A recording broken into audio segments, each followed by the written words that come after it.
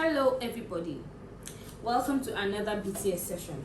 So today I'm going to be teaching you all how to achieve a nice consistency of white chocolate drips to use nicely around the sides of your cake. So you are going to be needing 100 grams of chopped white chocolate, half tablespoonful leveled of the edible fat, the white edible fat, and then the edible food coloring, that is chocolate coloring. This is sugar flare, but there are other brands out there. So the process is just very simple. I'm just going to explain the theory part. You have to have your chocolate chopped up so that it doesn't take up too much heat while melting. Okay, now this is how you should do your double boiler style. Let's assume this is a pot. This is not a pot, this is a baking pan, but let's assume this is a pot. You put this wider bowl over it with some water inside, simmering over the stove or over the gas or something like that. The water beneath must not touch the bottom of your bowl directly, because it's going to be too much heat for your white chocolate. Note that white chocolate is harder and more technical to melt than dark chocolate.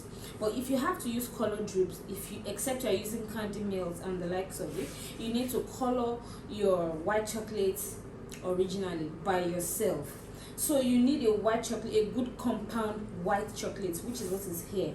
So I already have my chopped up 100 grams. So what I will do is I'll take this bowl to melt it over the double boiler style. Like I said, some water in the pot, simmering on low heat, and then you place this over it and stir occasionally till it is evenly melted.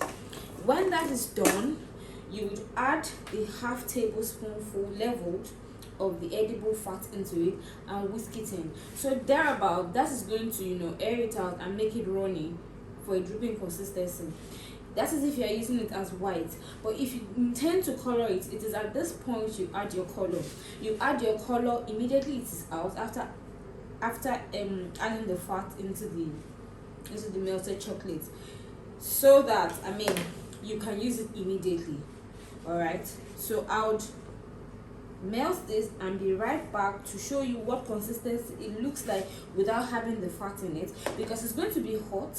So adding the fat will automatically melt it into it, and then you have the nice consistency. Then you'd use the oil-based color into it immediately and whisk it in briskly while it is still hot, and then just probably let it cool for a little bit. That's if you want to. It's not going to be too hot after that anyway, because after all the stirring and stirring, all of the heat will have been trapped, all of the trapped in heat will have been out. So then you can drip it nicely around the sides of your cake. So I'll be right back, stay with me.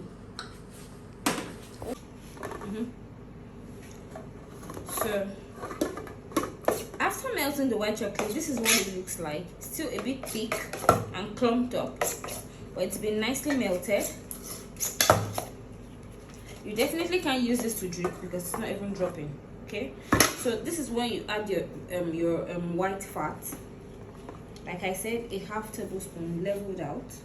As you see that, I leveled it out, so you can get a good result every time. I like to measure out my ingredients just to be sure I'm consistent. Okay, but it will get to a time probably you'll be able to eyeball it when you want to use it, but I do that sometimes. But for the purpose of teaching, for it to be clearer, I have to give you the exact measurement. Okay, see already it's already have a good consistency. If you were to melt dark chocolates using this same technique, you just use butter, either salted butter or unsalted butter. Either way it works. But for white chocolate, you have to use the edible fat, white edible fat, because already it's not going to have a very appealing color if you use yellow butter over white chocolate. You'll have some kind of dirty looking creamy color. So here, just mix it in. You see that? Mix it in and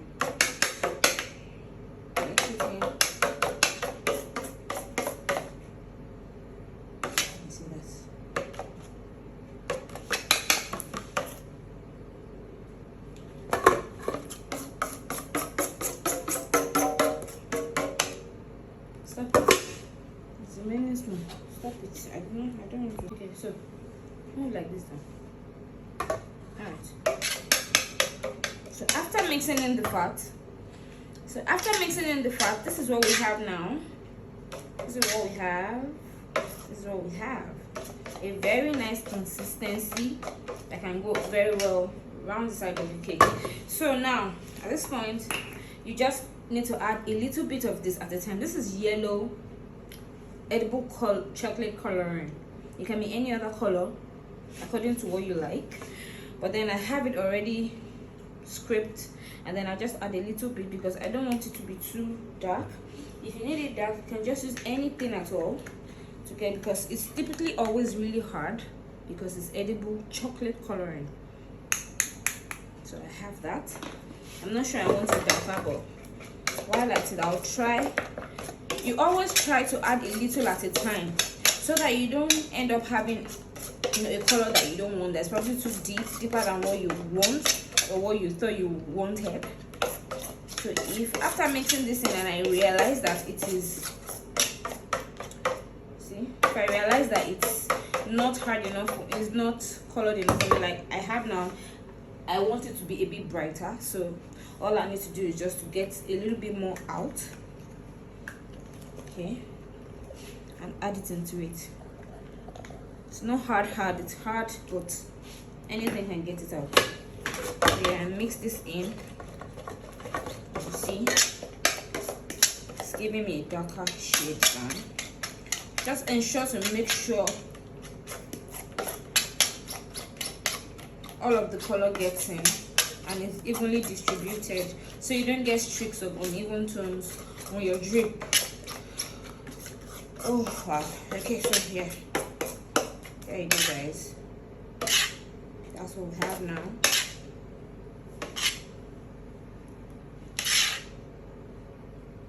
Make a video like this for me. You stop it, Daddy. Have you done it?